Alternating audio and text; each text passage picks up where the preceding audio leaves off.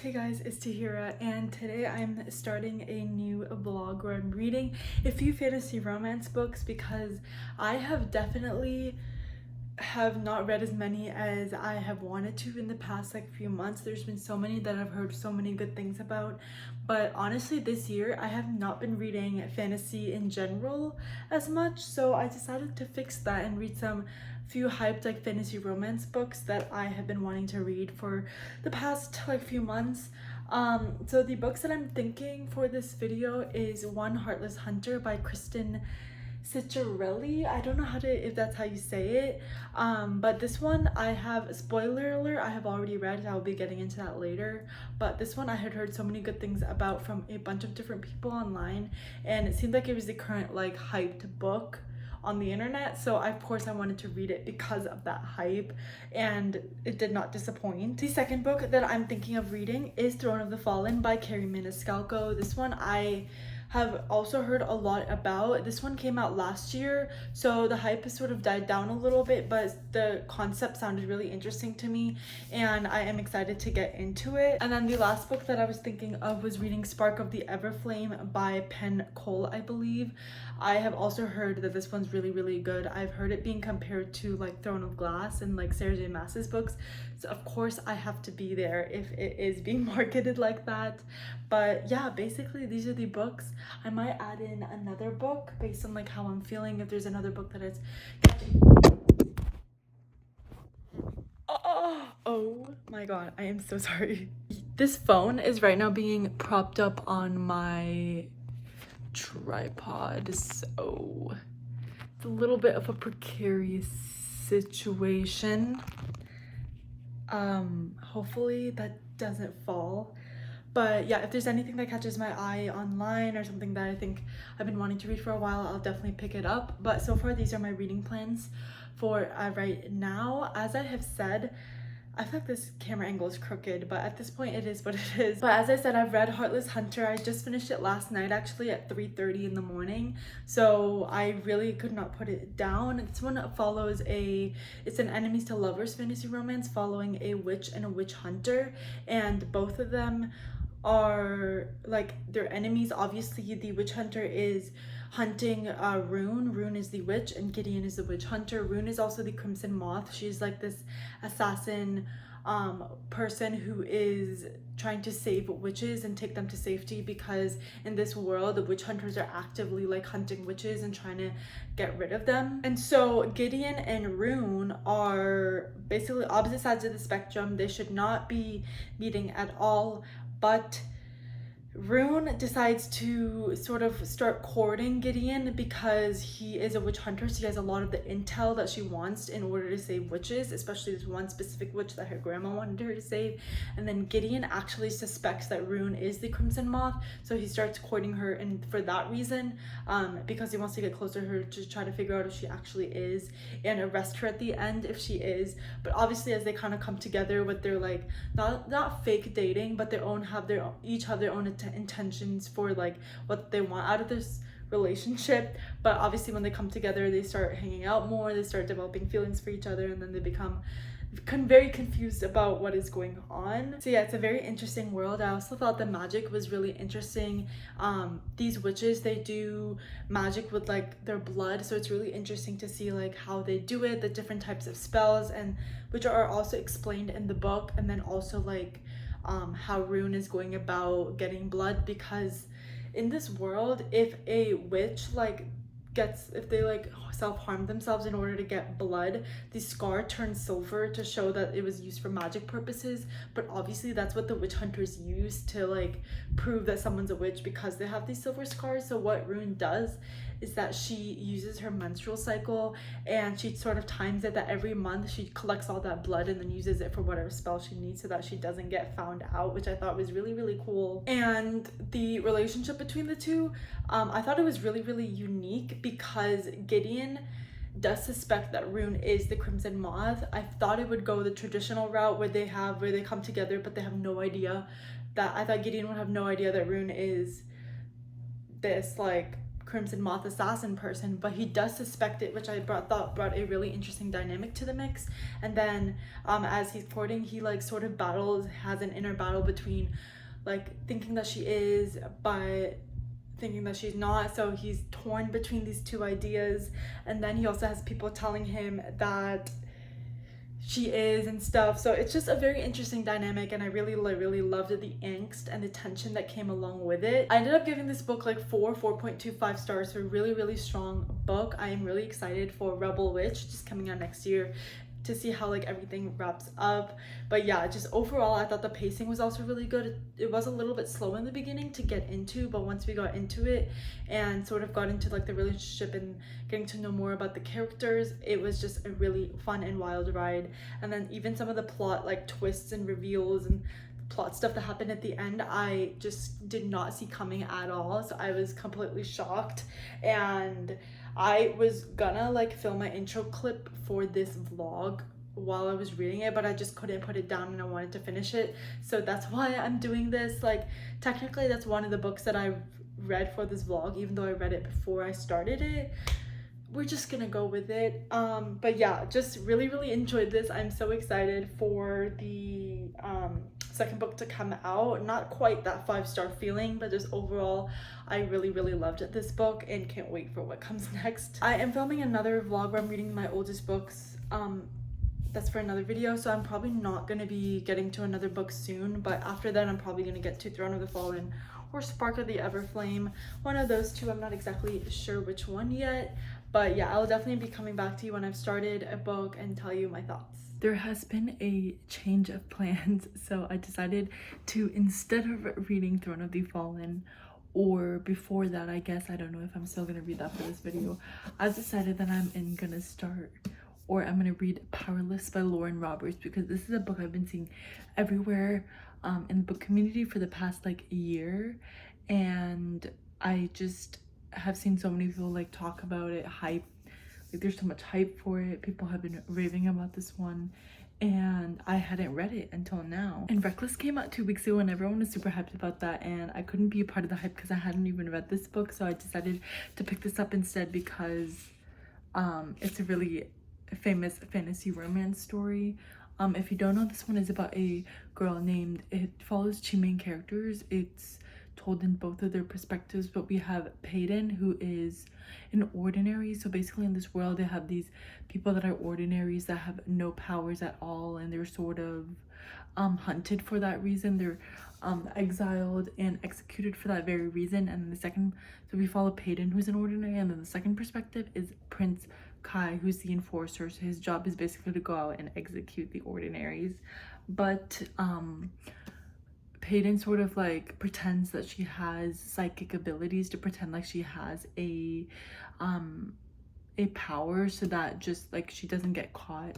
So after saving Prince Kai in some like fight or something, she ends up a part of these things called the trials, which I guess, I don't know how often it happens, but basically it's a way to test the abilities of all these like powerful people, the people with powers. So of course, since she doesn't actually have powers, she has to like go and pretend like she is and hopefully not get caught. So that's where sort of the tension comes in from. This book is described as, by the author, as I've heard online, as if Red Queen in the Hunger Games had a baby that looked nothing like its parents. And that is where I have my issue with this book, because this looks exactly like its parents. Like if the parents, you know when parents come up to ask you and you can just see that the baby is just such a perfect mixture of them, this is literally that book. Like, I'm so sorry, Lauren, this looks exactly like the parents, and it's just reminiscent of so many things from both of those books that it's almost like unoriginal in that aspect. Like literally, Red Queen is following a world where people have like abilities based on if they have silver blood or red blood, so it's like kind of the same thing. And then Hunger Games with like the whole trials and everything, and just like the things that happen in those books and sort of the dynamic and everything is just too similar for me to like be able to give this book a super high rating. Like, am I enjoying it? Sure. Like, I think it's written in an entertaining way, and I can definitely see why book talk and like the book community would absolutely like eat this book up, because everyone loves a good like banter. There's a lot of really good banter in here between Kai and Peyton, and I will say I'm really enjoying that aspect of it. But the trials and everything are just too much like the Hunger Games. Like, literally there's just one point in the book where they're having like interviews. There's like one TV show personality person is doing interviews with all the contestants to get to know them better and show off their abilities, and she's described as having like teal blue hair, and I'm like, that's literally Caesar Flickerman. Like, you cannot tell me that is not Caesar Flickerman. And so just like little things like that are really reminding me of the Hunger Games. And apparently like it's also described as being like the Red Queen, as I said. So if it follows anything like what the Red Queen went, because in the Red Queen the main character ends up being in a love triangle with like the prince and his brother. So basically we have a prince and we also have his brother involved in this book. So if it's anything like that, and if it goes anything like the way that Red Queen goes and just like the ending of that book, I will completely be able to predict this, which I really don't want. So as much as this is like super similar to that, I hope it can sort of differentiate itself as it's moving forward, because I am like 280 pages in. So I am like pretty much a little bit less than halfway through the book. So I have read a decent chunk of it, and so far it's just so similar to both of those books. So if it can differentiate itself going forward, that would be fantastic, because otherwise I don't know if I can really give this book a super high rating just because of its like unoriginality. Other than that though, the writing is just okay. It's nothing like too crazy. I like reading the main character's perspective, and I like their dynamic together. As I said, they have really good banter going back and forth, and they're able to play off each other really nicely. So I am enjoying that. But other than that, I don't know. We'll see how it ends up going. We just finished with the first trial, so and the first trial was also like in the woods, and I was like literally the first Hunger Games. So we'll see what happens with the rest of the trials and how the story plays out. If it's anything like the Red Queen, with the two brothers in the plot, I will be severely disappointed in this one.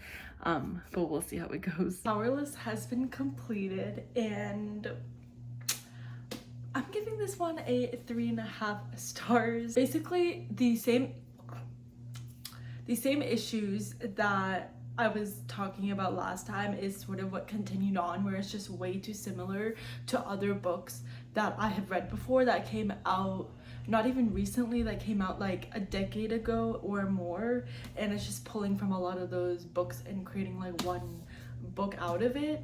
So that's like my main issue with this, is that the story is like fun and entertaining, and I like the characters and their dynamic together, but the plot itself is not unique at all, and I just wish it had a little bit more originality in that aspect. But as I said, I really liked the characters and their dynamic. I thought although this isn't really like enemies to lovers, which I don't know if this is sort of like marketing it as such, but if you think it is not. It's more like two people that should not like each other and should hate each other, or trying to fight their attraction for each other, which is a super common trope in fantasy as well. But yeah, not true enemies to lovers, but I still really enjoyed their banter. It didn't feel super insta-lusty because of the banter. Like, I feel like there wasn't too much of like these gooey sort of more romantic feelings until sort of the end, except for like on the prince's side, because he really is down bad for her throughout the whole book. But I still really enjoy their dynamic. But yeah, because also as I was reading this book, I was reading other Goodreads reviews, and I saw one where it was, I'll put it up somewhere, but it shows like the similarities between this book and The Selection, The Hunger Games, and I think a couple other books, Red Queen, and it sort of does a list by list of like exactly some words and phrases and tropes that are similar. So after I saw that, like, I already knew it was similar, but after that I was like, oh my god, she's literally like stealing certain things from that book, which I know not all of them are like unique to those books, but I don't know, it just felt like amongst the context of everything else, it just felt like one more thing that she copied from those books. So yeah, definitely a interesting read, and the way it ended, I definitely am intrigued. I want to read the novella Powerful after this, and then I want to read Reckless. So I am interested in continuing on with the series. It's just not as like, I knew, like, this one is super hyped, and I can see why. Like, it's really fun and entertaining, and I can see their dynamic, like everyone eating it up. But it's just, maybe, I don't know if it's because like Book Talk now hasn't really read those books back then. Like, I know the Hunger Games and Red Queen are super similar, but also like the Red Queen and the Selection, they came out like, I want to say probably a decade ago or more, and like I read them when I was like 13 or something, and that's like 10 and a half years ago. So I don't know if it's just because Book Talk hasn't read those books yet, or like, I don't know, because I know they're popular books, but again, they're not super new, so maybe that's why they're like eating this up. But as someone who has been through that era, has read all of those books, I just found that it was just way too similar for my enjoyment. So after I have said that a million times that it's too unoriginal, I've already started my next book, which is Spark of the Everflame. I am 70 pages into this one, so I'm not super far into it. We were sort of setting up the story. I read the summary, but because I'm reading on my Kindle, so I read it on the Kindle, but I still don't really know what the actual plot is gonna be because I kind of forgot what's gonna happen. So I'm just sort of going along with the story. We're still sort of in the setup phase. There's nothing truly like out there has happened yet, so we'll see. I am enjoying the writing and the world so far, and I'm definitely intrigued to learn more about that world. So I will continue reading. But yeah, this one was not a disappointment, but just not as hyped up as everyone is saying it was. We're gonna ignore me kind of looking like an egg because I just got back from the gym. So if I look sweaty, it's because I am. But I have finished Spark of the Everflame. I finished this yesterday. It took me a few days to read it, but honestly, it was pretty quick. I was enjoying my time reading it, and I ended up giving this like a 3.5 stars. So I enjoyed like the way that the world was set up, and I can see like the potential for the rest of the series because I know this is a 4-book series, with the last one I believe is coming out like later this year sometime. But Spark of the Everflame follows this girl named DM Bellator, who is a healer, and her mother has sort of like disappeared 6 months ago, and she's sort of dealing with the loss of her mother, but she still doesn't know if like her mother's like just gone or dead or like what happened to her. So she's a healer, and then she is living in this world where there's these thing called the kindred, and they're, I guess, I don't even know, children or something, are called the descended, and they have like magical powers, and the worlds are kind of split into mortals and then descended. So descended are like kind of superhumans. They're almost like gods, where they're just stronger and physically better than the mortals, and then we have the mortals that are living in like poverty and not great situation. So this is sort of the world setup that we have, and DM is a mortal living on with like she's working at the healer center. She lives with her dad and her brother, and one day she's like called to heal some people from the descended, and from then on she starts like not a relationship but sort of a back and forth with the Prince Luther, who is destined or like predicted to take the crown because the current king is like dying or something. So basically, I don't know, it's really hard to explain the plot of this book because not a lot happens. I will say it is pretty slow. I did enjoy, like, that's why I ended up giving a little bit lower rating of like 3.5, because I enjoyed like the world and the writing, but just like not a lot happened. It was very like slow burn, not just with the plot but the romance as well, because like she's with this like other guy in her like neighborhood or whatever in the mortal side, but when she goes to the palace to start healing people there, she starts like sort of building a dynamic with the prince. So I can definitely see that they will be probably develop, like their relationship would develop in the later books. But in this book, like nothing happened. Like there was one like barely kiss at the end of the book, but other than that nothing happened. They didn't even like interact that much, to be honest. Like they kind of had like a intrigue, like they were intrigued with each other, and sort of it was the kind of trope that was like, I should hate you, but where it's like not totally enemies to lovers. It's like they should be enemies, but they're sort of have this pull towards each other. And then throughout this whole book, DM is like sort of, she has this like thing inside her that not powers, but she has like this thing inside her that like voices in her head. It's like really weird. So the way that the book is written, I feel like towards the end I had a lot more questions than I had answers. Like I feel like nothing really got answered for me in regards of all the questions I had of like what was going on. I just had more questions at the end, and the ending was a little bit like confusing, especially the epilogue. If you've read the book, you kind of know what I'm talking about, but I will say the ending was like pretty, not shocking, but just like a great setup for future books, and it made me like really want to pick up the next book right away. So I will say that that is a good like positive aspect of it, but I feel like I don't really understand what's really happening. Like for example, Prince Luther and DM sort of, as I said, have this like weird dynamic going on, and then at one point in the story, towards I want to say like the 80 to 90% mark, Prince Luther, like throughout the whole book, he's pretty frosty towards her. He doesn't trust her, and he's just sort of like validly has like hesitations about her. But like around the 80 to 90% mark, he like totally switches, and he's like suddenly like cares about her a lot, and just that frosty demeanor that he had is completely gone. And I'm like, where did this come from? I didn't really understand that. So that was definitely confusing, and they didn't really address it at all in the book either. And it was sort of like that for like other parts of the book as well, where things were sort of happening towards the end without any explanation at all, and I was just left very confused.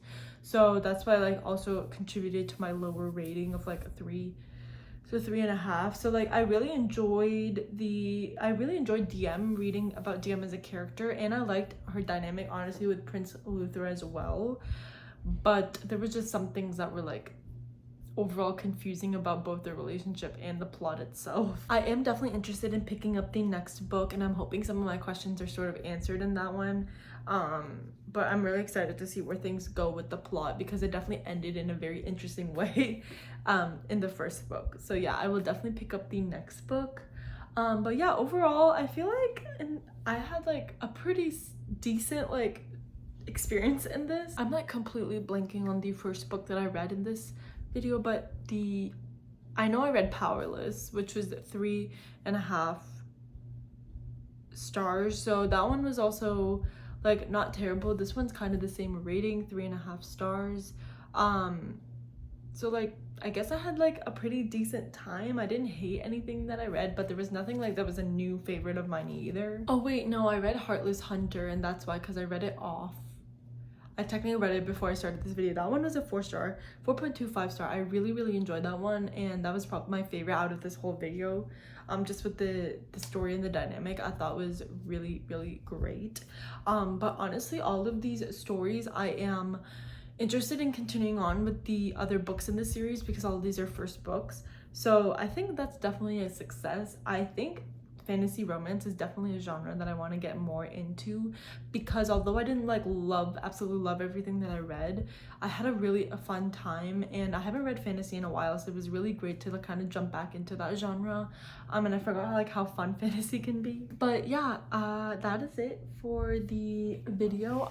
This been like, I want to say a good 2.5 weeks, so maybe even more. So it definitely was a journey. But yeah, that is it for this video. If you read any of these books, of course I would love to know. But that is it for this video. Hope you enjoyed, and I'll see you next time. Bye.